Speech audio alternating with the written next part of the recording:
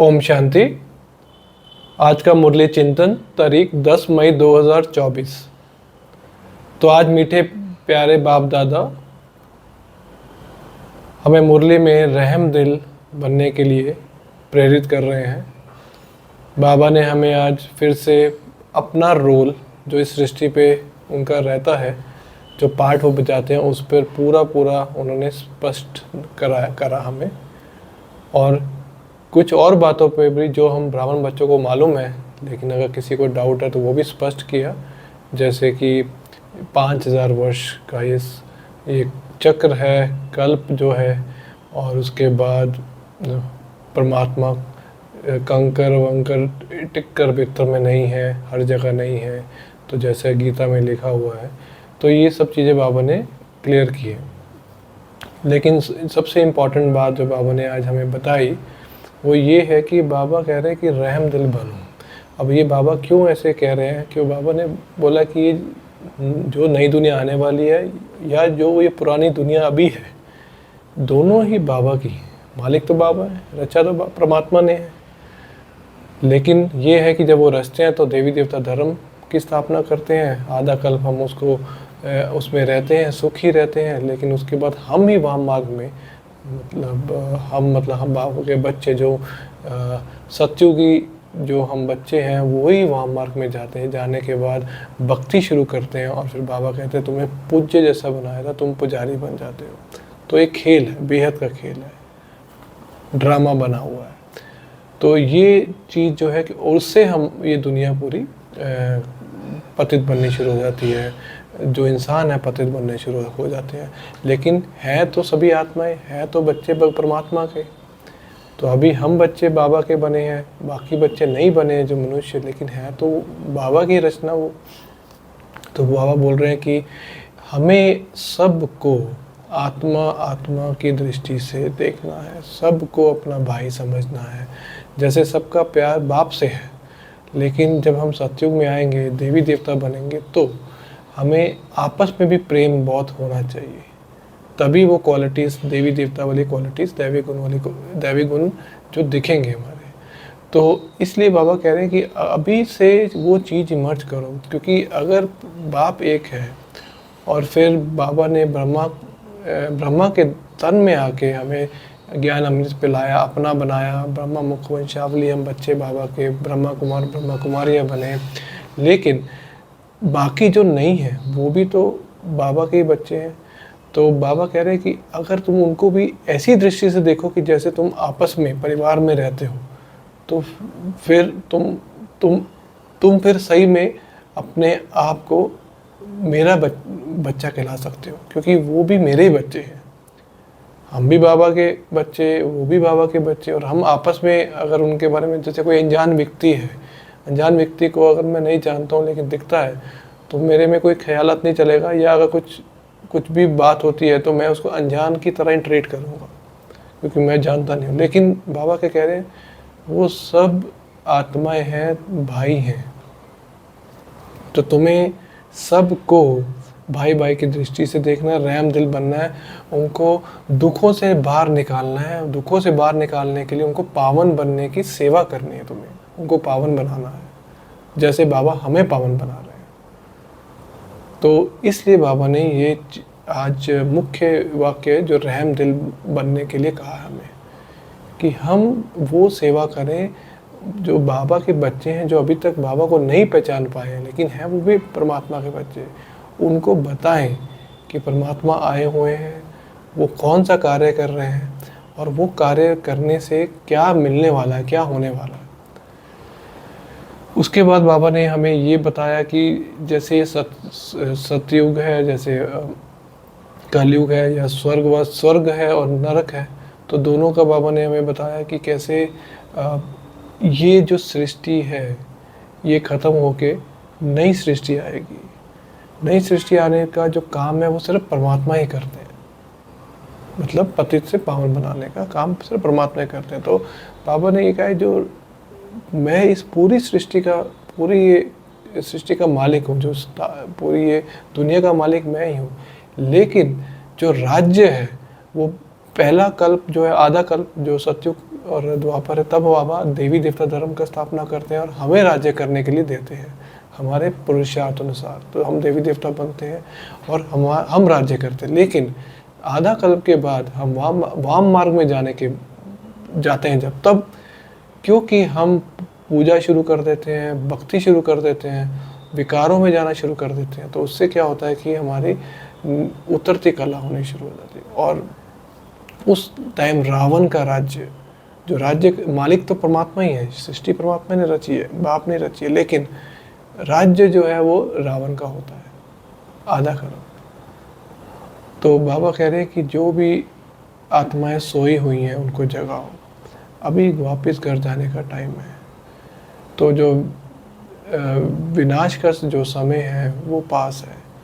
विनाश तो बाबा कह रहे होना ही है, उसमें दुख भी होगा, या ऐसा बाबा ने बोला कि ऐसा विनाश होगा जिसमें पता भी नहीं लगेगा कि कब चले गए।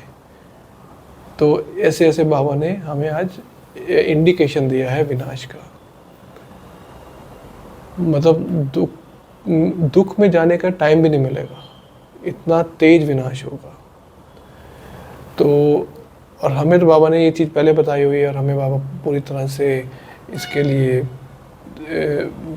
अनासक्त बना रहे हैं हमें, कि हमें पूरा इससे डिटैच होकर रहना है। ये ड्रामा है, इस साक्षी होकर देखना है, और किसी से भी, चाहे लौकिक, चाहे रिश्तेदार हो लौकिक में, चाहे दूर के कोई भी हो, जो किसी से भी हमें किसी भी तरह की अटैचमेंट नहीं रखनी है।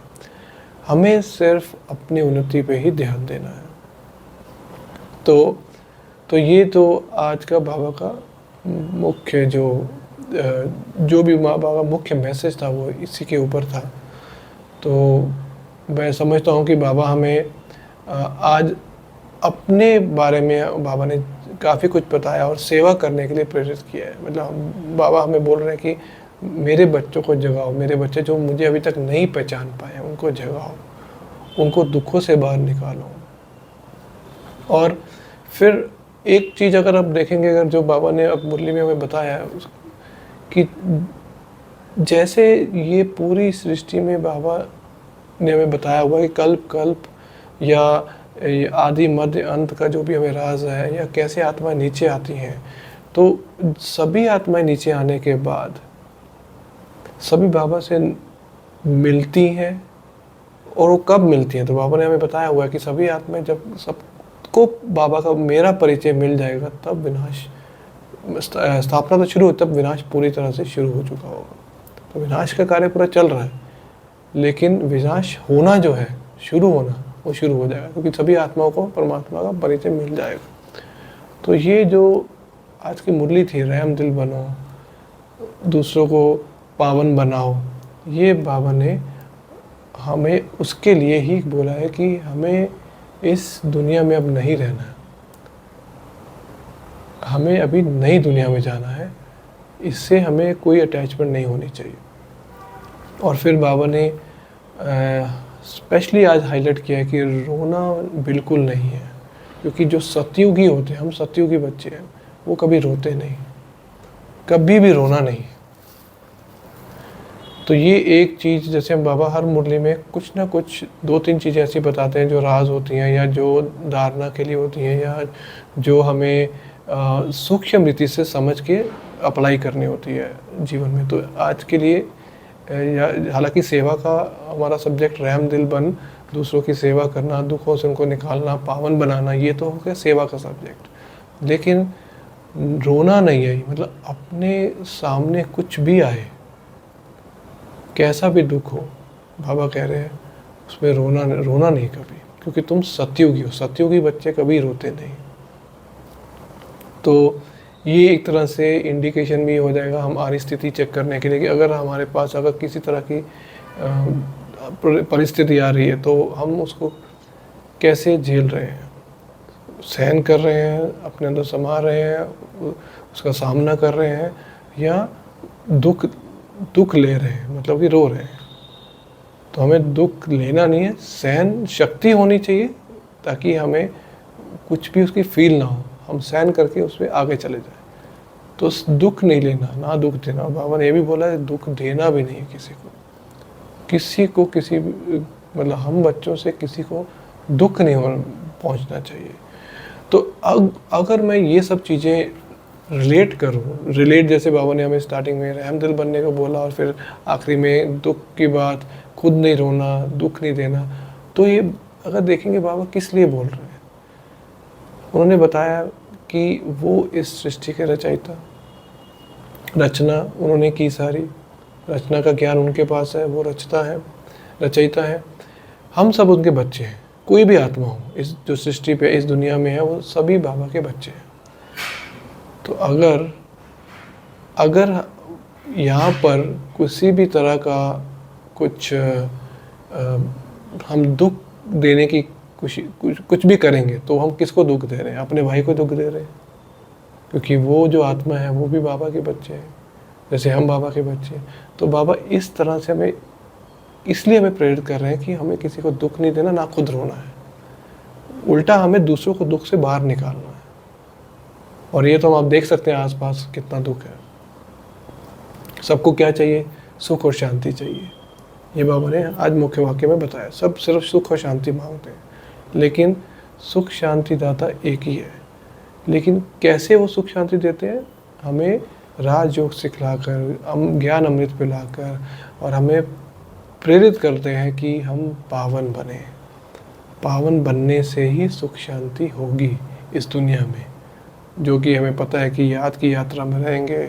योग बल से जो हमारा फ़ायदा होता है वो तो होता है, बाबा से कनेक्शन जुड़ता है, लेकिन उससे वाइब्रेशन जो है उसका फ़ायदा पूरे वातावरण में फैलता है। और वो वातावरण जो है पीस की स्थापना, शांति की स्थापना करने में मदद करता है।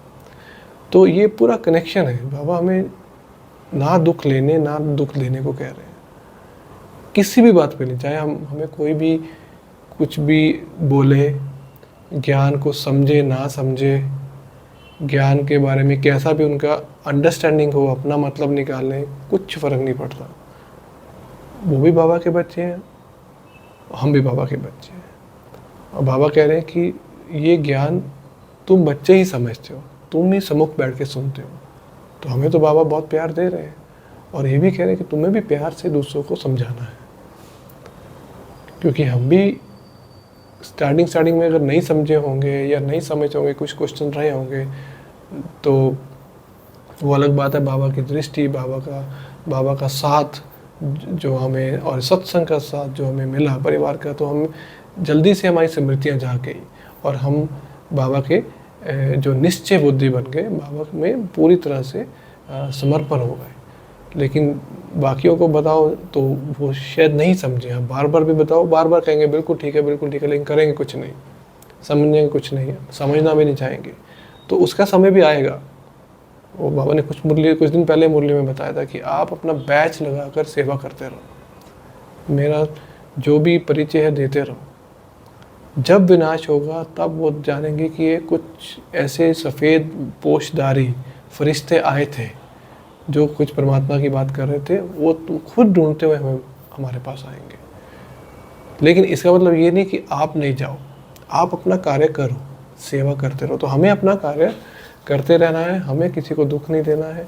तो इसका पूरा लिंक यही है, क्योंकि परमात्मा की सृष्टि रची हुई है, सभी परमात्मा के बच्चे हैं और सभी भाई भाई हैं। और यहाँ पर जो है अब ऐसा स्थिति है जो कि हमें सबको दुखों से निकालना है, ये बाबा ने हमें कार्य दिया हुआ है। तो ये ही पूरा आज का मुरली का मैं समझता हूँ कि मेरा चिंतन रहा, और इसमें काफ़ी आज प्रेरणा मिल रही है कि अगर आसपास हमें कोई भी देखे जो दुखी है, कि कोई भी बात भी करे, तो उनको यही बताएं परमात्मा का जो संदेश दें। और ये संदेश में हमें ये चीज़ याद रखनी चाहिए कि हम कोई भी ऐसा ना बोलें कि परमात्मा आप उनको मानिए और आपके दुख खत्म हो जाएंगे, लेकिन उनको पूरा स्पष्ट करिए कि दुख खत्म क्या होंगे, अभी दुखों की दुनिया है, ये दुनिया ही जाएगी यहाँ से, तो दुख भी चले जाएंगे। तो उनको थोड़ा वहाँ तक लेके जाइए कि दुनिया कैसे जाएगी, और वो जाएगी तो और दुख हमें ना हो। हमें क्या करना है, जैसे हम पावन बन रहे हैं, उनको पावन बनने की प्रेरणा देनी है। तो प्रेरणा देने के लिए हमें खुद अपने जो हमारी स्थिति, हमारी चलन, हमारा लक्षण जो अगर दिखेंगे उससे वो प्रेरित होंगे। तो इस तरह से हमें उनको ये बताना है कि इस दुख भरी दुनिया में आप सुख मत ढूंढो, शांति मत ढूंढो। अगर चाहिए, अभी चाहिए, तो सिर्फ परमात्मा ही दे सकते हैं। अगर आप पावन बनते हो तो परमात्मा को याद करो और पावन बनो, तो आपको अभी के अभी शांति और सुख मिलनी शुरू होगी। लेकिन जो दुनिया में जो सुख और शांति की स्थापना वो होगी सतयुग में ही, कलयुग में नहीं हो सकती। कलयुग जो है दुनिया, उसका विनाश होगा और नई दुनिया की स्थापना होगी। वही बाबा करने आए हैं। 4 धर्म हैं, चारों धर्मों में से देवी देवता धर्म सबसे पहला है, फिर इस्लाम, बौद्धि और क्रिश्चियनिटी। तो ये 4 धर्म ही मुख्य हैं। ये भी हमें याद रखना चाहिए, ये भी बाबा ने स्पष्ट किया है आज। ये मुख्य 4 धर्म हैं। लेकिन चारों धर्म में देवी देवता धर्म यूनिक कैसे है कि हमें बाबा पूज्य बनाते हैं और हम ही पुजारी बनते हैं। लेकिन दूसरे धर्म में ऐसा कुछ नहीं होता। ऐसा नहीं कि कोई पहले खुद अपने धर्म के जो कहते हैं कि मेन होते हैं और बाद में वही पुजारी बन जाते हैं या कुछ हो जाते हैं, ऐसा नहीं है। वहाँ पर सिर्फ धर्म स्थापक करने, जो धर्म गुरु बोल सकते हैं, वो आते हैं, धर्म की स्थापना करते हैं और बाकी सिर्फ धर्म को फॉलोअर्स कह सकते हैं, फॉलो करते हैं, अपनाते हैं। और वो अपना पार्ट हर एक जन्म में पुनर्जन्म लेते बजाते रहते हैं, उसी धर्म में आते रहते हैं। अगर दूसरे धर्म में जाएंगे वापस फिर उसी, तो बाबा ने उनको बोला वो डिपार्टमेंट वाइज वो अपने अपने धर्मों में आ जाते हैं। जब मुक्ति धाम में जाएंगे तो भी अपने डिपार्टमेंट में रहेंगे। तो ये पूरा जो है हमें ज्ञान स्पष्ट है जो बाबा ने बताया हुआ है। लेकिन हमें करना क्या है और कैसे करना है ये ज़रूरी है। तो हमें सेवा का आज मुख्य लक्ष्य मिला है और सेवा के साथ साथ हमें उनको युक्त होकर बताना है कि आप अगर सुख और शांति इस दुनिया में ढूंढ रहे हो, सोच रहे हो कि आप जैसा कर रहे हो उसी में आपको सुख शांति मिलेगी, तो नहीं होगा। वो थोड़ा सा उनको हो सकता लगे तो उनको बताइए कि परमात्मा ये कह रहे हैं, क्यों ऐसा कह रहे हैं। परमात्मा इसलिए ऐसा कह रहे हैं क्योंकि ये दुनिया ख़त्म होनी है।